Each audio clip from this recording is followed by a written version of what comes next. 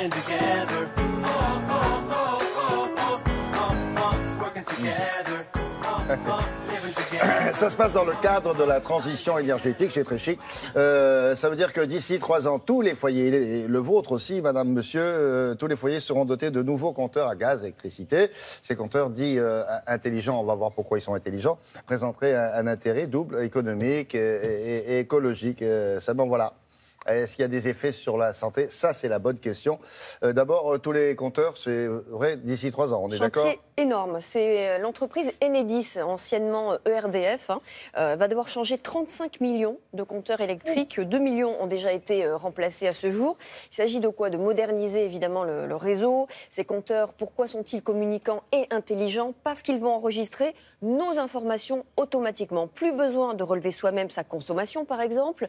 Les pannes seront identifiées plus vite. Les modes de vie et de consommation seront plus lisibles. Alors, qui dit lisible dit attention, intrusion dans notre vie privée, disent les détracteurs. Et sur le plan de la santé, même levée de bouclier de la part des associations et de certains parlementaires européens qui mettent en avant l'électrosensibilité de certains citoyens et la toxicité des radiofréquences émises par le dispositif. Alors, un livre vient de dénoncer ces nouveaux boîtiers et nous avons mis face à face les arguments de l'auteur du livre et d'une responsable de la communication de l'entreprise Enedis pour écouter leurs arguments.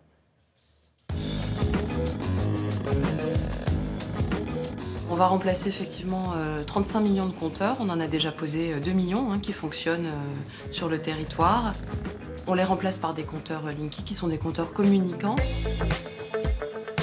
C'est un appareil électrique, un compteur d'électricité. Et comme tout appareil électrique de la maison, il émet un champ électromagnétique. C'était déjà le cas avec les compteurs précédents. Et on est sur un niveau qui est extrêmement faible, qui a été même difficile à mesurer, et qui est d'abord le même entre les compteurs Linky et les compteurs précédents, et surtout qui est plus faible que plein d'appareils de la maison, la télévision, les chargeurs de portable, un écran de portable. Enfin, c'est un niveau qui est extrêmement faible. Alors, ce n'est pas le boîtier qui est réellement en cause, finalement, c'est surtout le courant porteur en ligne qui passe dans les fils électriques du réseau domestique, collecte les informations, les renvoie donc dans le compteur qui lui encode les informations et les envoie au fournisseur, en l'occurrence Enedis. Le problème du courant porteur en ligne, c'est que le champ magnétique justement est beaucoup plus large. Donc les personnes sont exposées quasiment tout le temps, même si c'est un peu. Le problème n'est pas l'intensité, le problème c'est que c'est tout le temps. Et c'est là que ça devient problématique. Alors, il y a eu plusieurs études. D'abord, il y a eu l'Agence nationale des fréquences qui a fait des mesures complémentaires à celles que Enedis avait pu faire, qui ont confirmé que ces niveaux de champ électromagnétique étaient très faibles. On voit que ce sont des niveaux qui sont inférieurs à 1 volt par mètre, là où la réglementation est à 87 volts par mètre. Et puis, il y a une autre étude qui vient de paraître, là, très récemment, mi-décembre, qui a été réalisée cette fois par l'ANSES, l'Agence nationale pour la santé, qui confirme que le compteur Linky est complètement inoffensif, équivalent au compteur précédent et très faible dans l'environnement électromagnétique d'une maison. Alors je me base sur différents rapports, non seulement qui sont sortis, des rapports qui émettent de laboratoires de recherche, de chercheurs indépendants, qui viennent aussi de divers instituts français et étrangers, et aussi sur les témoignages des gens qui l'ont déjà, sur des ouvrages qui sont eux déjà sortis dans les pays qui ont déjà les compteurs Linky, comme notamment les États-Unis et le Canada, et qui ont réussi à obtenir un droit de retrait. Sur quel fondement ou sur quelles accusations ils ont eu le droit de retrait? Alors c'était surtout des problèmes de santé, alors ça pouvait être des problèmes de cœur, ça va aussi traiter de la reconnaissance en fait de l'électrosensibilité, qui est encore pas reconnue en France, bien que la sécurité sociale ait reconnu déjà un cas l'année dernière, donc on peut espérer que ça fera jurisprudence.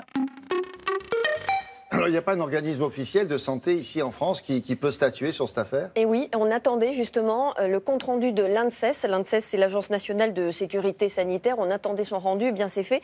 Elle a conclu à une faible probabilité que l'exposition au champ électromagnétique émis par ces compteurs ait un effet sanitaire. Mais qui dit faible probabilité ne dit pas aucune probabilité.